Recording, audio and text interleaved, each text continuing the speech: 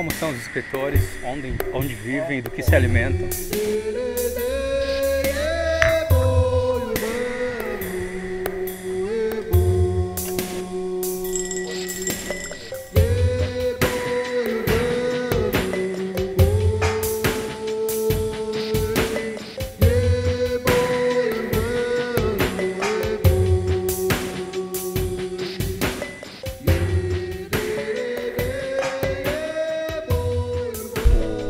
O ato da escrita, assim, ele tem que partir antes do prazer pela leitura, né? De você ser um leitor e ter repertório para poder ter o que escrever, né? E até mesmo para saber escrever. Mas enfim, eu comecei com os contos, isso talvez mais ou menos 20 anos atrás. E comecei a escrever alguns contos e quando eu tinha um número considerável, resolvi mandar alguns deles para uma publicação que acho que ainda existe hoje, chama Revista Ficções, da editora Sete Letras, uma editora carioca. E era uma publicação assim que eles escolhiam vários... É uma espécie de antologia, né? Eles pegavam vários autores e faziam uma antologia ali que era trimestral, semestral, ou algo desse tipo assim. E publicavam isso sob esse título da Revista Ficções. Aí eu mandei alguns contos para essa revista, se eu não me engano, mandei 3 contos. E alguns meses depois eles responderam dizendo que tinham gostado de um e que queriam publicar esse conto, né? E aí foi a minha primeira publicação. Quantos anos você tinha? Cara, eu acho que deve ter sido ali em torno de 23, 24, por aí. Aí foi legal, porque foi a primeira experiência de ter um conto publicado, né? E a revista era um formato de livro mesmo, né? Não era formato de revista convencional, era um formato de livro. E essa foi a primeira publicação. Eu acho que foi 2001, se eu não me engano. Aí depois segui escrevendo alguns contos, e só que tudo muito espaçado, assim, muito demorado entre uma coisa e outra, né? Sempre procrastinei muito em relação a esse aspecto, assim. E aí em 2009, 2010, por aí, eu resolvi escrever uma série de contos, que aí todos os contos se passavam em um mesmo edifício, só que em apartamentos diferentes desse edifício, né? Então até os títulos dos contos eram os números dos apartamentos. E aí essa publicação foi o que deu origem ao Insônia, que daí foi o primeiro livro meu que eu publiquei mesmo, né? Um livro de contos, que saiu em 2010 ou 2011 pela editora Design Editora, do Carlos Henrique Schroeder, que é um escritor catarinense.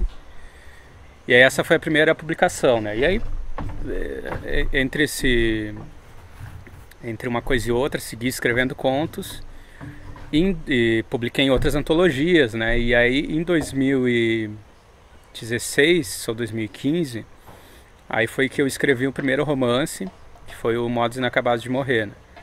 E aí esse livro teve uma trajetória bem interessante, assim, uma boa trajetória, porque ele venceu a Maratona Literária no Rio de Janeiro, foi finalista do Prêmio São Paulo de Literatura e circulou bastante, assim, teve uma boa recepção, assim, das pessoas. As pessoas liam e, enfim, manifestavam comentários na internet, teve uma boa recepção da crítica também. Então foi um livro que foi bem importante para mim, assim. Inclusive esse livro ele vai ser publicado esse ano na Itália, que também é uma coisa inédita para mim, assim, não esperava ter um livro publicado em outra língua e acho que vai ser uma experiência bem interessante. Maravilha, parabéns. A criação é totalmente livre, simplesmente cria e depois pensa nisso, né? Vender mesmo a ideia.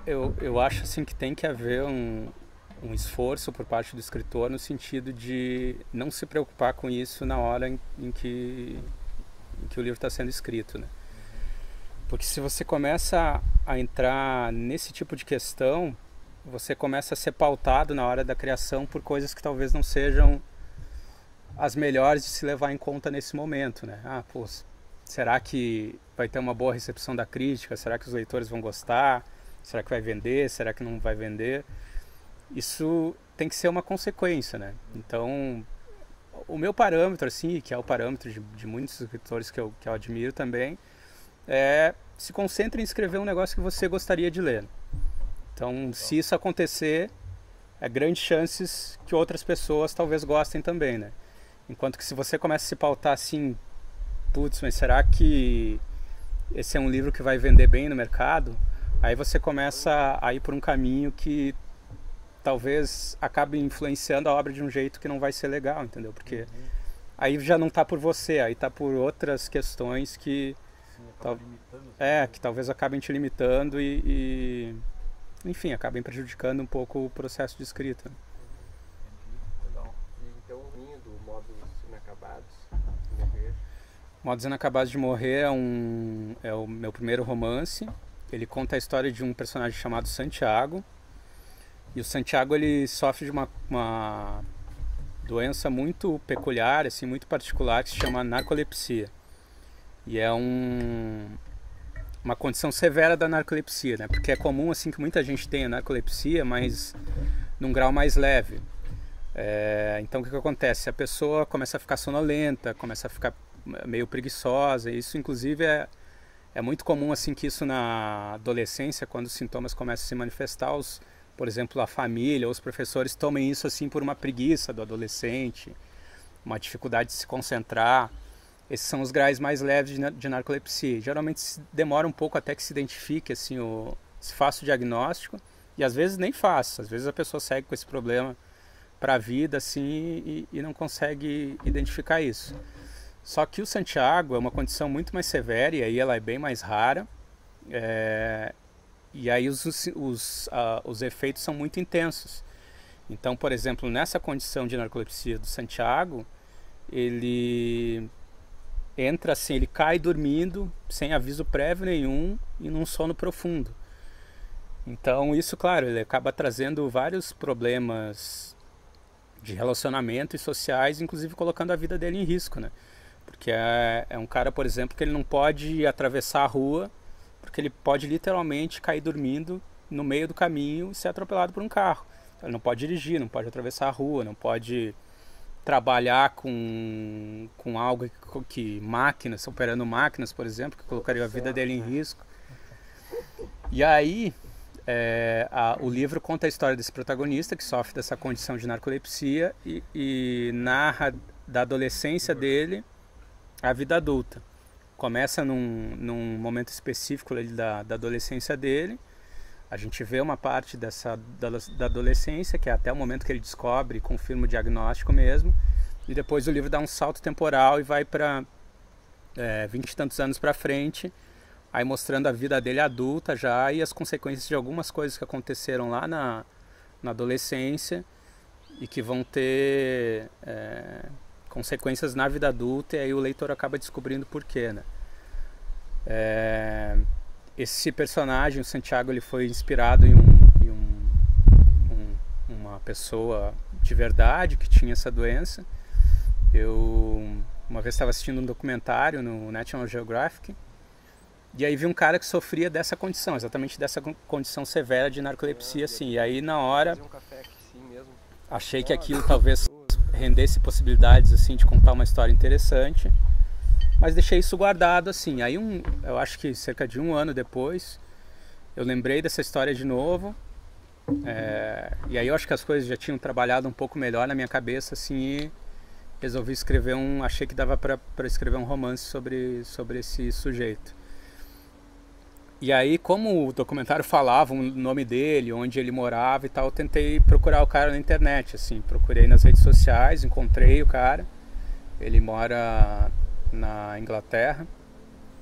E aí entrei em contato com ele, expliquei que eu estava escrevendo um romance, que o protagonista ia sofrer de uma doença, de uma condição tão severa quanto a dele, e se ele se importava de a gente ir conversando e fazendo pequenas entrevistas para que a construção do meu personagem pudesse ser o mais verossímil e mais real possível, assim, em relação à doença, né? Porque eu não queria correr o risco de, ainda que seja ficção, não queria correr o risco de colocar nada que pudesse ser encarado como exagero ou mentira em relação à doença, né? Eu queria ser o mais real possível em relação a isso. E ele topou na hora, assim. Dali em diante a gente ia tendo pequenas conversas, né? pelo computador. E não raras vezes, assim, às vezes ele conseguia avisar que ele estava ficando sonolento e que ele tinha que parar e continuar em outra hora. E muitas vezes o cara apagou mesmo, assim, sem aviso prévio, a gente conversando, o cara apagava e aí a gente tinha que retomar a conversa em outro momento, né? Esse cara, para vocês terem uma ideia de quão severa era e de quão incapacitante é a doença, assim, dentro de casa ele andava de capacete. Isso está no livro, assim. Porque o fato dele caminhar pela casa dele e de repente cair e bater a cabeça numa quina de um armário, de uma coisa, podia simplesmente matar ele, assim. Isso inclusive impactou assim muito a vida dele socialmente, e ele me explicou isso, ao ponto dele ter que limitar o círculo de amizades dele. Então, por exemplo, os amigos que frequentavam a casa dele eram pouquíssimos e eram pessoas em quem ele confiava muito, porque o simples fato, por exemplo, de alguém contar uma piada ou falar algo engraçado e ele, o portador da doença, achar isso engraçado, ele pode apagar, cair com o rosto em cima de uma almofada e morrer sufocado, se alguém não estiver ali para socorrer ele. Porque a narcolepsia, nesse grau, o gatilho que dispara essas crises são coisas emocionais. Então ele não podia ter emoções fortes, não podia rir, não podia chorar. E eu lembro que uma coisa que me marcou muito, assim, que ele me falou, é que há muitos anos ele não abraçava a mãe dele, porque no momento que ele abraçasse a mãe dele, aquilo trazia uma emoção para ele e ele caía na hora, e ele julgava aquilo muito sofrível da própria mãe dele ver, entendeu? Então ele evitava isso para não chocar a própria mãe dele, né? Então é uma doença assim que, se você olha de um jeito meio superficial, ok, é um negócio complicado, mas não é tão difícil. Só que quando você começa a olhar os detalhes e pensar nas consequências, é uma doença muito, muito incapacitante, assim, nesse grau de severidade que o Santiago, que é o protagonista do romance, e esse homem que serviu de inspiração, eles tinham. E esse é o personagem no Modos Inacabados de Morrer. E a gente fica curioso para saber como é que vai ser o final dessa história, né? Santiago, mas para isso vai ter que ler. Só lendo o livro. Você pratica natação há alguns anos. Não é exatamente o que pode se chamar de um entusiasta do esporte e, sem dúvida, permanece menos por interesse próprio e mais por insistência de seus pais, que acreditam que é importante a prática de alguma atividade física. Se eles soubessem o que você tem, não deixariam você chegar nem mesmo próximo a uma piscina. Porém, apesar de ser uma obrigação, há algo de muito bom nisso, que mesmo você reconhece: a tranquilidade dentro da água, o silêncio ao redor, especialmente no horário em que você frequenta a academia, quando há bem pouca gente. Você se posiciona solene à borda da piscina. Algumas pessoas preferem descer pela escada, ou mesmo ir experimentando a temperatura da água com as pontas dos dedos, a fim de se aclimatar, mas não você. Você, invariavelmente, sempre mergulha direto. Toma fôlego e salta. Se o médico, que em breve tomará conhecimento dos exames que você irá fazer, sonhasse que você está imerso em mais de 2 milhões de litros de água, ele próprio mergulharia para tirar você daí o mais rápido possível. No momento em que você submerge, tudo se torna diferente. Quando seu rosto toca a água, quando seus olhos se fecham, mesmo protegidos pelo óculos, uma cadeia de reflexos involuntários tem início. As vias respiratórias se fecham, os batimentos cardíacos diminuem e os vasos sanguíneos assumem um caráter de constrição, o que torna possível uma melhor irrigação sanguínea em órgãos vitais. Naturalmente, isso tudo acontece em um ínfimo espaço de tempo, milésimos de segundos. Então, é como se o mundo em que você estava há alguns instantes tivesse ficado para trás. A cada abraçada, você sente que se infiltra cada vez mais nessa realidade para esquecer da outra. Cada tomada de ar é a reafirmação de que está vivo e em pleno controle de suas faculdades, embora isso não corresponda totalmente à realidade desse momento. Logo você começa a pensar que nunca teve uma crise dentro da piscina.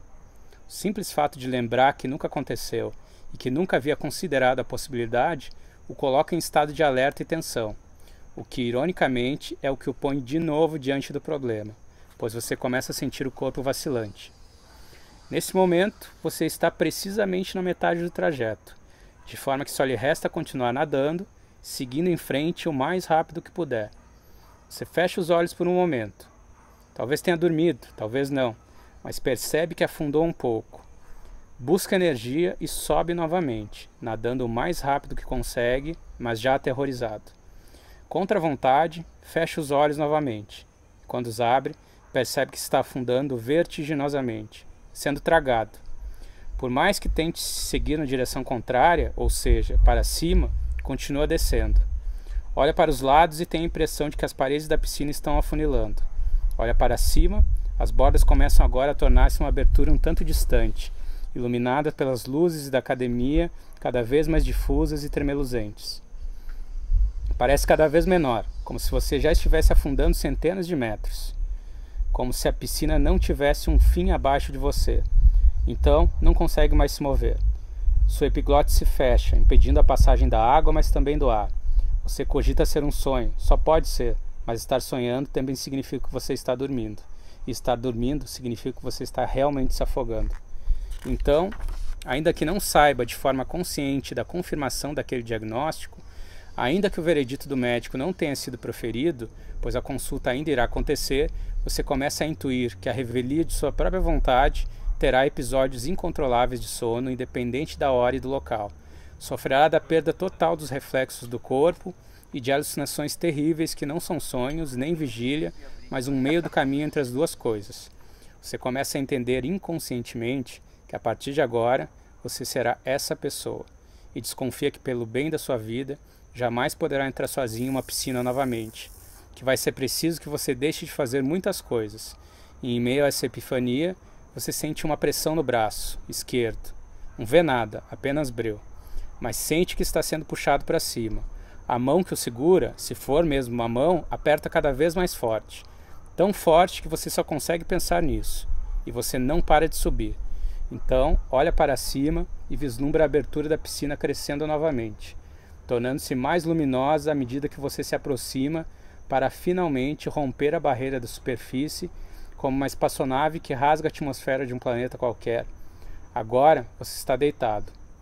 E sobre seu peito sente a violência de movimentos bruscos que vão e vêm.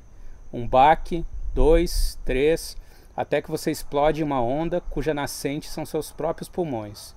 Então, enfim, você respira desesperado e olha ao redor, agora completamente desperto. Você se depara com a expressão de pânico de uma instrutora e de um outro aluno que respira, ofegante, enquanto se recupera de seu salvamento. Então, adivinhando seu destino, você desaba e chora.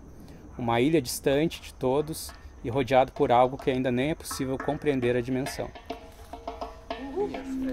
Da